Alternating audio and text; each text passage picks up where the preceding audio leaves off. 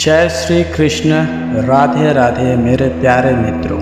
जिन्हें भी ये लगता है उनके पास ज्ञान का भंडार है, वो हमारे चैनल को सब्सक्राइब करके बेल आइकन को ऑल पर सेट कर लीजिए, ताकि हमारा आने वाला हर वीडियो से आपको पता चल सके कि आपके पास कितना ज्ञान है। और आपको सच में अगर लगता है आपके पास ज्ञान है तो बताइए कि इस वीडियो में जो बताया गया क्या आपको पहले से पता था? हमें कमेंट करके अवश्य बताइए। यहाँ दुर्योधन द्रोणाचार्य से कहता है कि हे द्विज श्रेष्ठ, जैसे पांडवों के सेना में श्रेष्ठ महारथी हैं, वैसे ही हमारी सेना में भी उनसे कम विशेषता वाले महारथी नहीं हैं। प्रत्युत उनकी सेना के अपेक्षा ज़्यादा ही विशेषता रखने वाले हैं, उन्हें भी आप समझ लीजिए। यहाँ दुर्योधन कहता है मेरी सेना में भी विशिष्ट सेनापति और सेना नायक महारथी हैं। मैं उनके नाम केवल आपको याद दिलाने के लिए, आपकी दृष्टि उधर खींचने के लिए कह रहा था।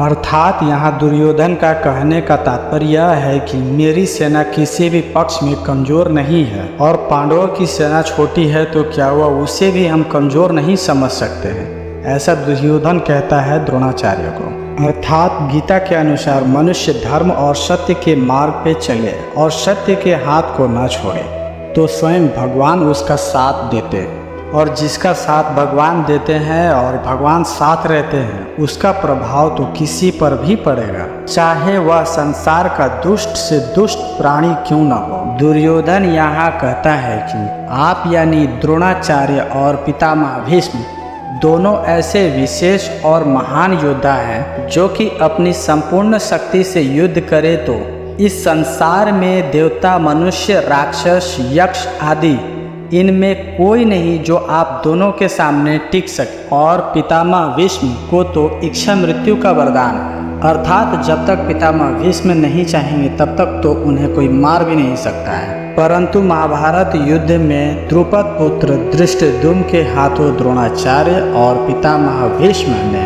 अपनी इच्छा से ही सूर्य के उत्तरायण होने पर प्राण को त्याग दिया। और कर्ण तो शूरवीर है, मुझे पूरा विश्वास है कि अकेले ही पूरी की पूरी पांडव सेना को परास्त कर सकते हैं।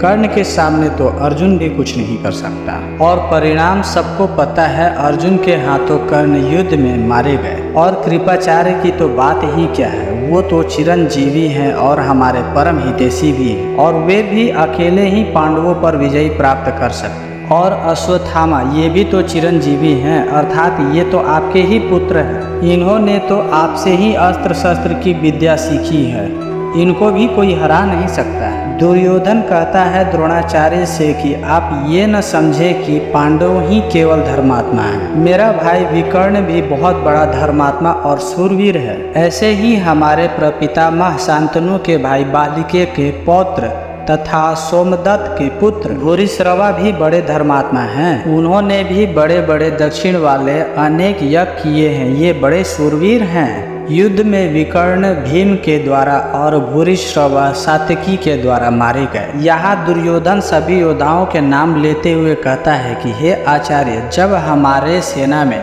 ऐसे ऐसे योद्धा हैं तो हमें डरने की क्या बात। मैंने अभी तक जितने भी शूरवीरों के नाम लिए हैं उनके अतिरिक्त भी हमारी सेना में बल्लिक, शैल्य, भगदत्त, जयद्रथ आदि बहुत से महारथी शूरवीर हैं, जो मेरे लिए, मेरी भले के लिए अपनी जीने की इच्छा को त्याग कर यहाँ आए हैं। ये सारे योद्धा ऐसे हैं जो रणभूमि में अपनी प्राण त्याग देंगे परंतु पीठ नहीं दिखाएं। दुर्योधन की ये बातें सुनकर जब द्रोणाचार्य कुछ भी नहीं बोलते हैं, तब अपनी चालाकी न चल सकने से दुर्योधन के मन में क्या विचार आता है उसको संजय अगले श्लोक में बताएंगे। संपूर्ण गीता ज्ञान के इस भाग में यह समझ आता है कि मनुष्य चाहे जितना भी बलवान हो, चिरंजीवी हो, ज्ञानी हो, चाहे कितना भी बड़ा शूरवीर हो, चाहे कोई भी हो, जो गलत का साथ देता है उसका पतन अंत निश्चित ही हो जाता है। और अहंकार भी मनुष्य को पतन की ओर ही ले जाता है। मित्रों, आपको इस भाग में क्या समझ में आया हमें कमेंट में अवश्य बताइए, और आपको हमारा वीडियो कैसा लगता है ये भी कमेंट में ज़रूर बताइए। और वीडियो अच्छा लगता है तो इस वीडियो को लाइक करके कमेंट में जय श्री कृष्ण लिख करके चैनल को सब्सक्राइब के साथ इस वीडियो को शेयर करना ना भूलें। तब तक के लिए जय श्री कृष्ण,